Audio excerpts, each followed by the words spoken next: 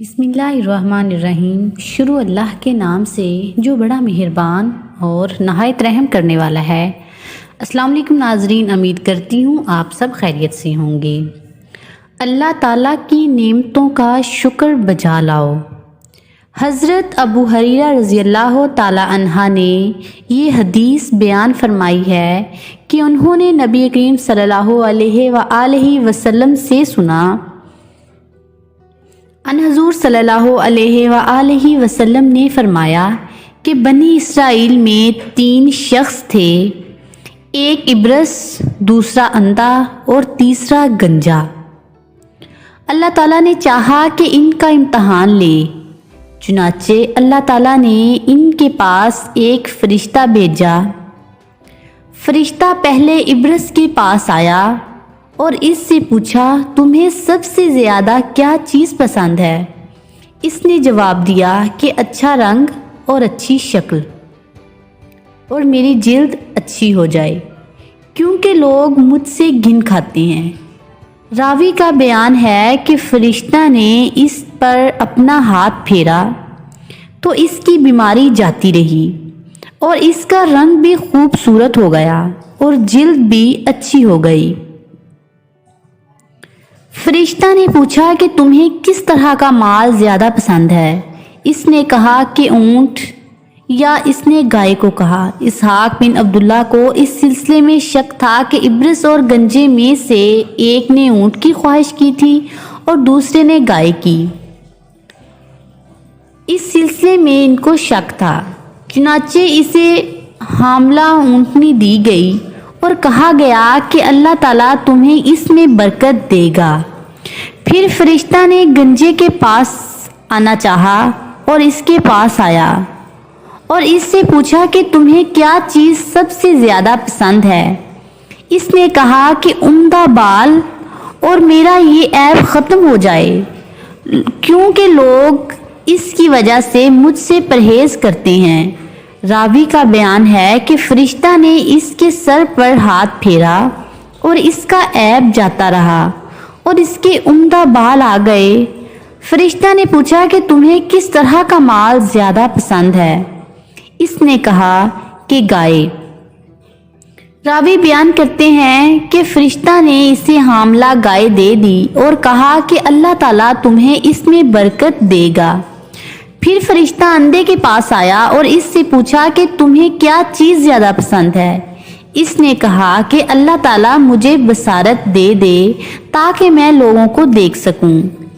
فرشتے نے اس کے سر پر ہاتھ پھیرا اور اللہ تعالیٰ نے اس کی بصارت اس کو واپس کر دی۔ پھر پوچھا کہ کس طرح کا مال تجھے زیادہ پسند ہے؟ اس نے کہا کہ بکریاں۔ فرشتہ نے اسے حاملہ بکری دے دی۔ پھر تینوں جانوروں کے بچے پیدا ہوئے۔ کچھ عرصہ کے بعد اتنی برکت ہوئی کہ ابرس کے اونٹوں سے اس کی وادی بھر گئی، گنجے کے گائے بیل سے اس کی وادی بھر گئی اور اندھے کی بکریوں سے اس کی وادی بھر گئی۔ پھر دوبارہ فرشتہ اپنی اسی پہلی ہی تو صورت میں ابرس کے پاس آیا اور کہا کہ میں ایک مسکین آدمی ہوں، سفر کا تمام سامان و اسباب ختم ہو چکا ہے اور اللہ تعالیٰ کے سوا کسی سے مقصد برآوری کی توقع نہیں، لیکن میں تم سے اس ذات کا واسطہ دے کر جس نے تمہیں اچھا رنگ اور اچھی جلد اور مال عطا کیا، ایک اونٹ کا سوال کرتا ہوں جس سے اپنے سفر کی ضروریات پوری کر سکوں۔ اس نے فرشتے سے کہا کہ حقوق اور بہت سے ہیں۔ فرشتے نے کہا کہ غالباً میں تمہیں پہچانتا ہوں،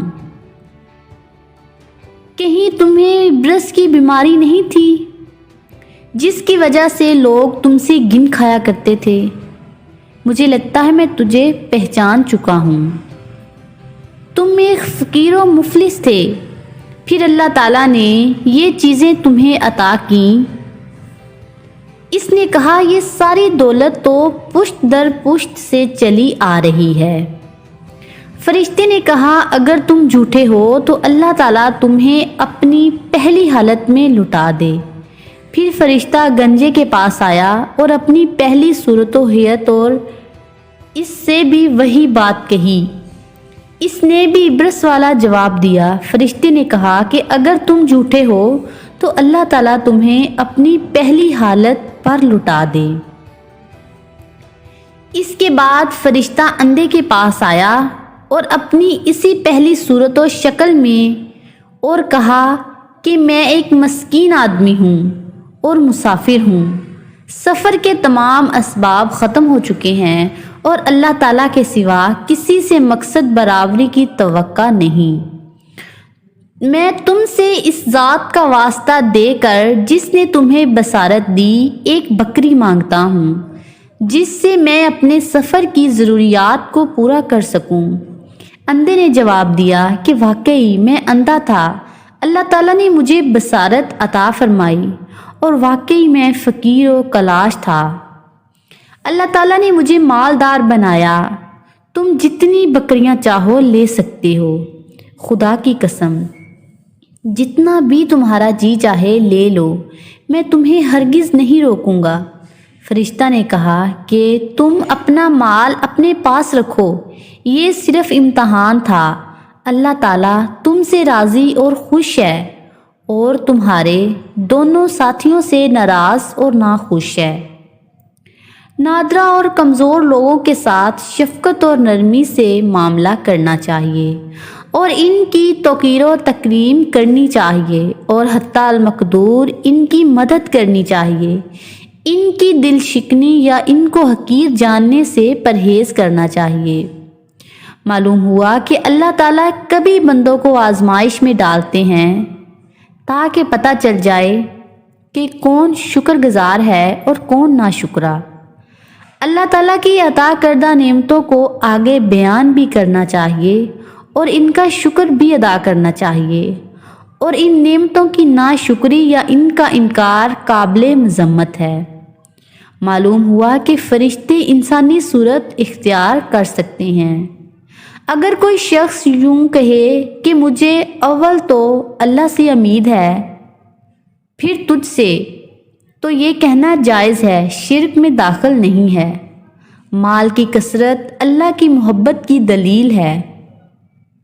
جن کو اللہ تعالیٰ مال دیتے ہیں ان کو امتحان میں بھی ڈالتے ہیں۔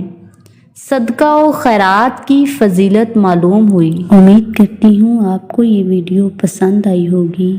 سانسوں نے وفا کی تو اگلی بار ایک اور ویڈیو لے کر آپ کی خدمت میں حاضر ہوں گے۔ اللہ پاک آپ کا حافظ و ناصر ہو۔ ہنستے رہیے، مسکراتے رہیے، دعاؤں میں یاد رکھیے۔ تب تک کے لیے اللہ حافظ۔